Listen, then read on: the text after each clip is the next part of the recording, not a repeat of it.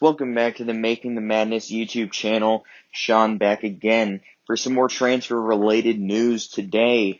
A big-time commitment and a top 5 player on my board you can find on makingthemadness.com.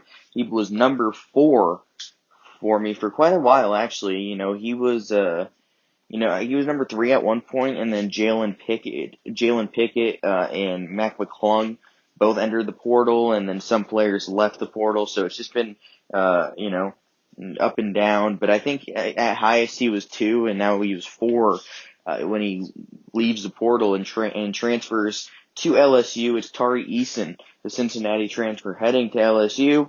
And that is a big-time get for Will Wade for a few reasons, because Tari Eason is certainly a future NBA player, first-round pick.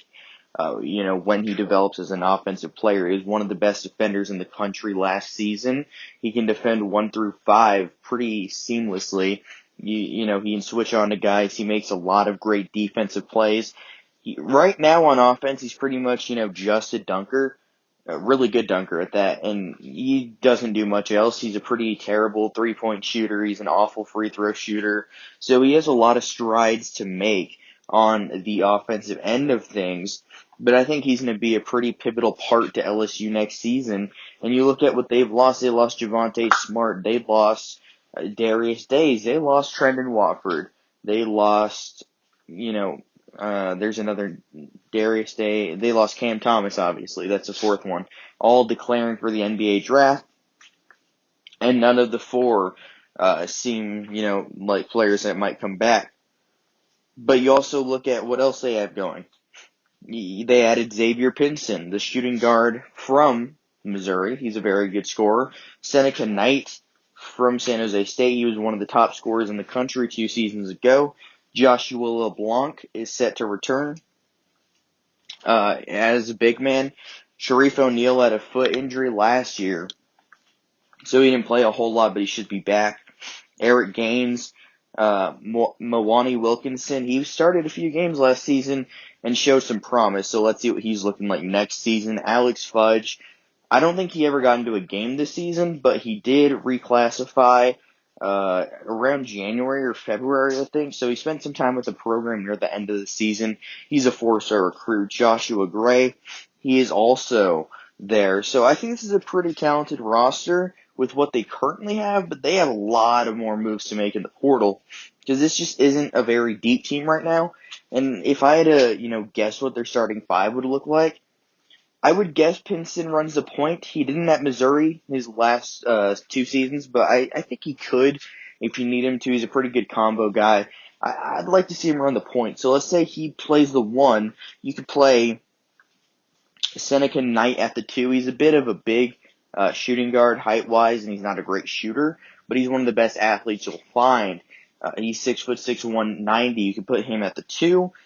At the 3, you could go a few different directions here. I'm going to say Mwani Wilkinson will occupy the wing spot. He did that a little bit this season, so I suspect that's a familiar spot for him. At the 4, I'm going to say you go Tari Eason. He's a little smaller than Joshua LeBlanc, who I'm going to have playing the 5, but LeBlanc's comfortable playing the 5, so I feel like that works. And Eason can really play, 3 through 5. But I'm going to have him sliding in at the 4. He can play the 5 also.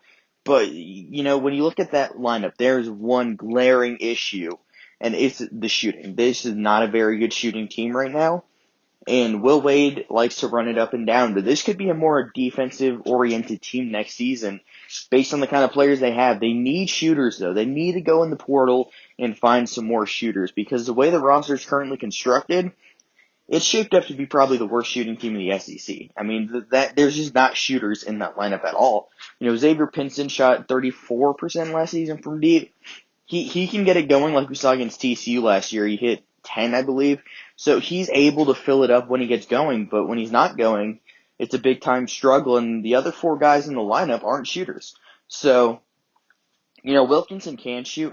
He's not a great shooter, but the other 3 can't shoot the ball really at all. So that's going to be an area of improvement for the Tigers for sure.